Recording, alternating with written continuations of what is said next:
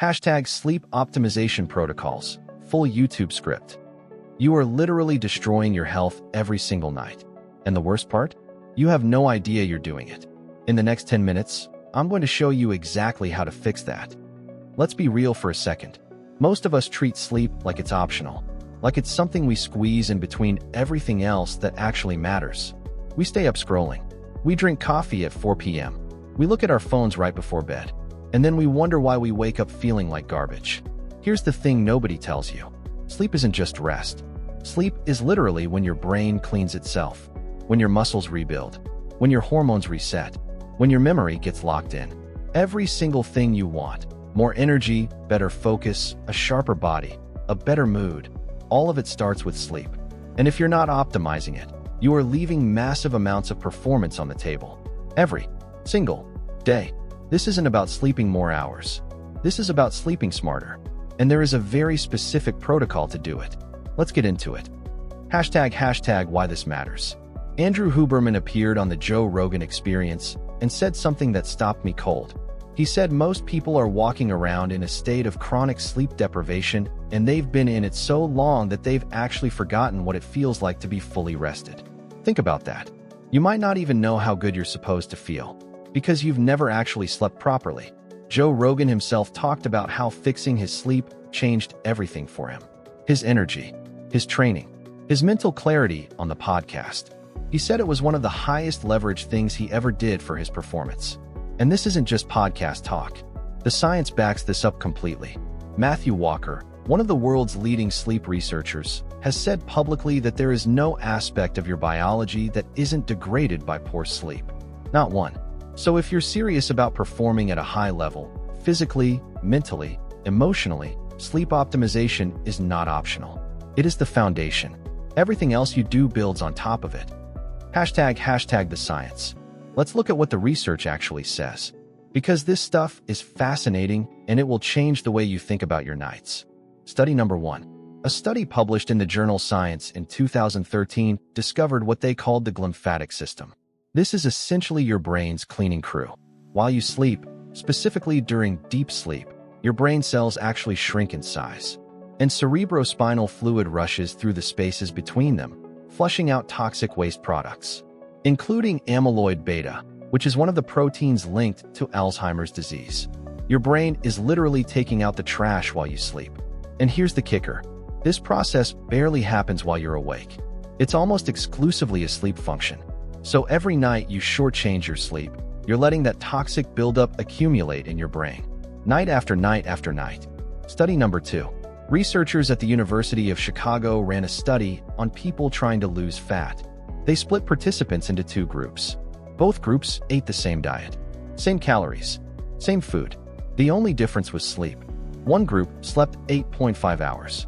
The other slept 5.5 hours. After 2 weeks, both groups lost roughly the same total weight. But here's where it gets wild. The group that slept 8.5 hours lost 55% of their weight from fat. The group that slept 5.5 hours, they lost 75% of their weight from lean muscle mass. Not fat, muscle. So if you're training hard and sleeping poorly, you are literally eating your own muscle while holding on to fat. The gym work means almost nothing if the sleep isn't there. Study number 3. This one comes from research on testosterone. And this matters for both men and women. A study published in the Journal of the American Medical Association found that young healthy men who slept only 5 hours a night for 1 week had testosterone levels that dropped by 10 to 15%. 10 to 15% in 1 week. That's the equivalent of aging 10 to 15 years in terms of hormonal health. In 7 days, testosterone affects energy, mood, libido, muscle building, fat loss, confidence, drive. The list goes on. And you can tank it completely just by sleeping badly for a single week. The science is not subtle here. Sleep is the single most powerful performance-enhancing tool available to human beings. And it's completely free. Hashtag the protocol.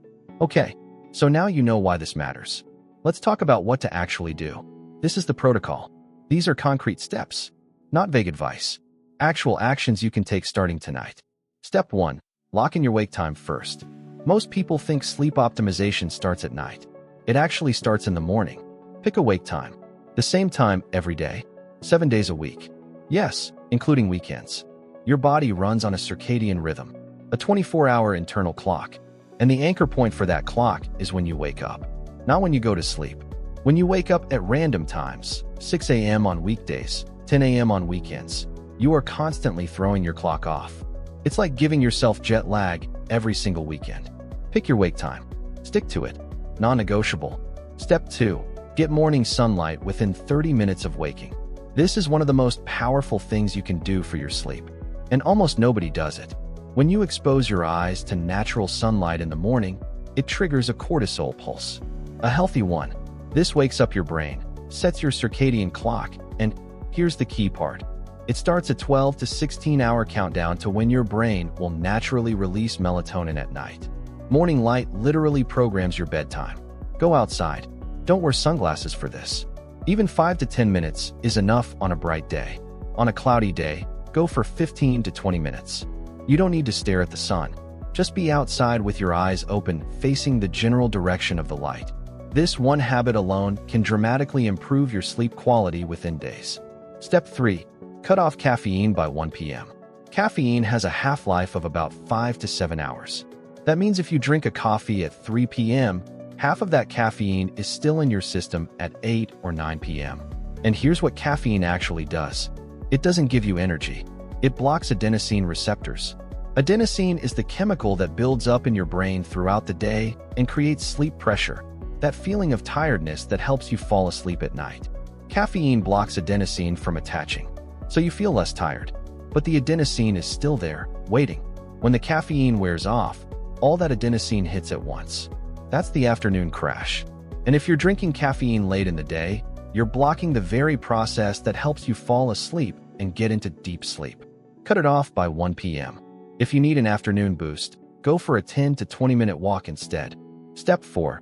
Drop your bedroom temperature to around 65 to 68 degrees Fahrenheit.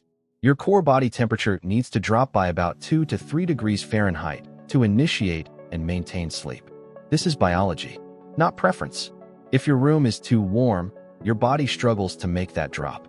Your sleep becomes lighter. You wake up more. You get less deep sleep.